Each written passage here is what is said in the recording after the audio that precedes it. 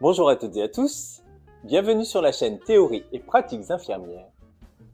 Si vous découvrez la chaîne, je suis Cédric Blandin, infirmier, cadre de santé et formateur en institut de formation en soins infirmiers. Nous voici ensemble dans la troisième vidéo du cycle consacré au modèle de jugement clinique infirmier de Christine Tanner de 2006, adapté par Patrick Lavoie et ses co-auteurs en 2021. J'ai abordé dans une première vidéo le processus remarqué ainsi que le bagage avec lequel l'infirmière travaille, pense les soins, de manière consciente ou inconsciente. Un rappel rapide, l'infirmière utilise 3 processus pour remarquer. Le processus cognitif, dans lequel elle mobilise ses connaissances, le processus expérientiel, où elle mobilise son expérience, et le processus relationnel, où elle mobilise la connaissance qu'elle a de la personne. Dans une deuxième vidéo, j'ai abordé le processus interprété. 3 processus sont également à l'œuvre. Le processus analytique, qui permet de décomposer une situation pour analyser finement les diverses composantes. L'intuition, qui à travers les connaissances expérientielles, permet à terme de développer une compréhension immédiate et automatique d'une situation.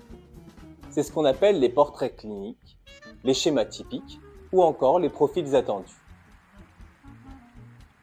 Et enfin, la pensée narrative, qui s'appuie sur la connaissance de la personne, où l'infirmier, après avoir écouté le récit de la personne, interprète ce récit pour proposer une piste de compréhension de ce récit. Cette troisième vidéo est donc consacrée au processus répondre. Il y a une certaine ambivalence dans ce processus. En effet, il s'inscrit dans l'action. C'est donc souvent ce à quoi on peut penser en premier.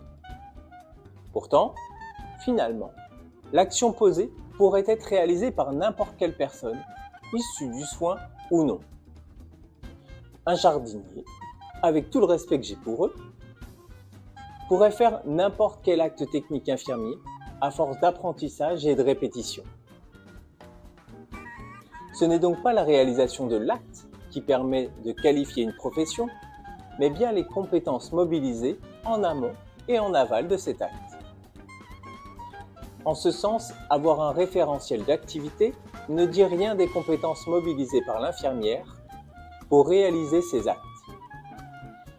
Il sera probablement pertinent de définir les différentes missions que va investir l'infirmière dans un prochain référentiel de compétences plutôt qu'une liste d'activités.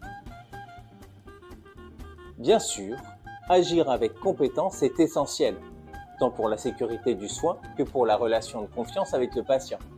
Mais l'action n'est qu'une phase finalement minime par rapport à l'ensemble des processus en œuvre dans le jugement clinique. Il est d'ailleurs assez significatif de voir que dans l'article traduit et adapté par Lavoie, le processus répondre occupe une place succincte dans la présentation du modèle.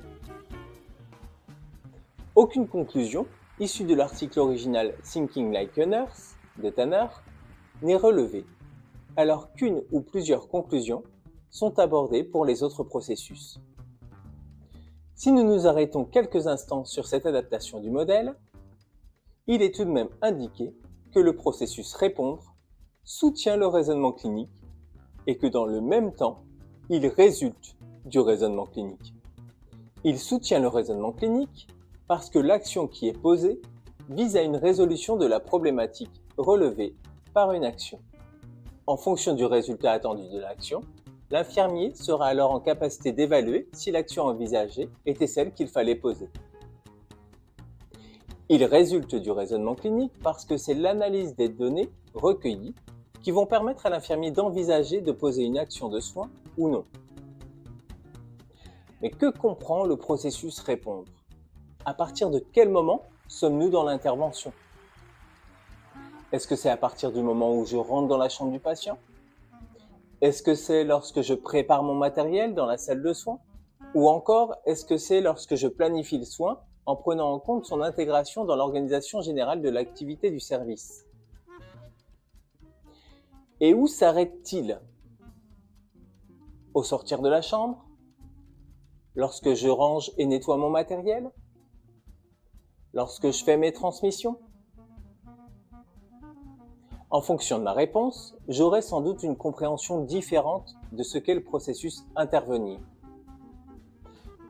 Si je considère l'intervention comme étant le seul moment où je suis avec le patient, toute une partie de l'activité risque de ne pas être prise en compte, y compris dans la planification de ce temps.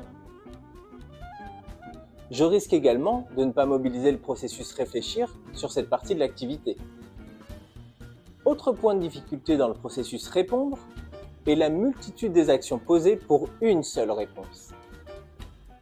Par exemple, pour poser une perfusion à une heure donnée, il faut que l'infirmière lise la prescription, identifie le bon produit, qu'elle le dilue dans le bon flacon, il faut qu'elle fasse son calcul de dose pour régler le débit, qu'elle respecte des règles d'asepsie, qu'elle contrôle les dates de péremption, le bon dosage.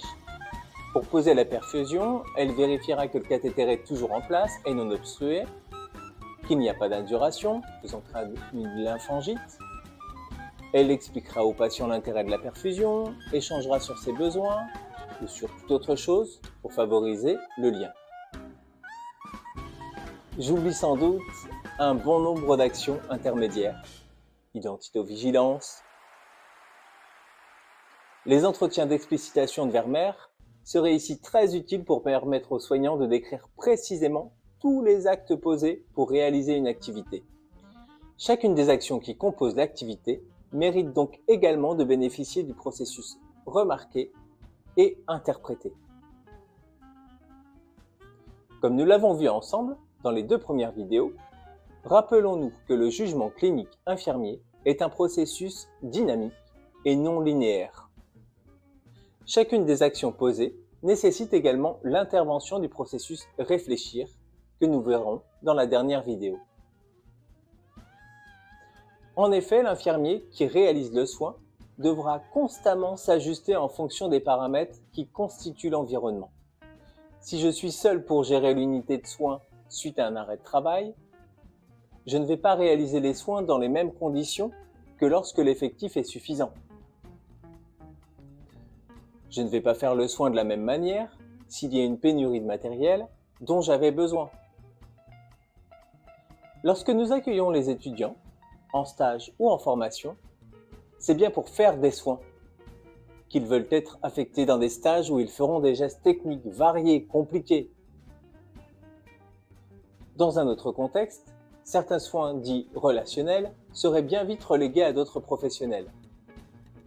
Si la personne a besoin de parler, il faut qu'elle voie un psychologue. Si je comprends ce désir de développer cette compétence technique, elle doit s'inscrire dans une démarche bien plus globale pour passer de « je ne vois que la veine » à « je vous vois vous » dans un contexte de soins singulier avec votre histoire, vos peurs, vos croyances. Je suis là avec vous, ici et maintenant. Le geste posé s'inscrira alors dans un cadre spécifique, jamais identique. Les soins dits relationnels sont des soins hautement techniques, contrairement à ce que relatent certains étudiants qui voient la relation comme naturelle. Bien sûr qu'on le fait, c'est normal. La réponse, l'intervention, s'inscrit donc pleinement dans le prolongement du processus remarqué et du processus interprété, en prenant en compte le bagage de l'infirmière, la relation au patient et le contexte politique et social. Elle s'inscrit également dans un cadre légal, mais aussi dans un cadre de valeurs professionnelles et personnelles. Enfin, elle s'inscrit dans un cadre contraint, fait de temps, d'effectifs, d'accumulation, de fragmentation, de rupture de tâches. Ce processus répondre mérite donc à la fois qu'on le regarde pour ce qu'il est, la finalité d'un processus cognitif, mais aussi le début et le milieu d'autres processus. Dans la dernière vidéo consacrée au modèle de jugement clinique infirmier de Tanner, nous aborderons le processus réfléchir. J'espère que les éléments que je vous apporte ici vous permettent de mieux comprendre le modèle de jugement clinique infirmier de Christine Tanner. Comme toujours, je vous invite à lire et à relire l'article directement pour vous faire vous-même votre interprétation de ce que vous avez compris. D'ici là, je vous souhaite une très bonne journée et à bientôt.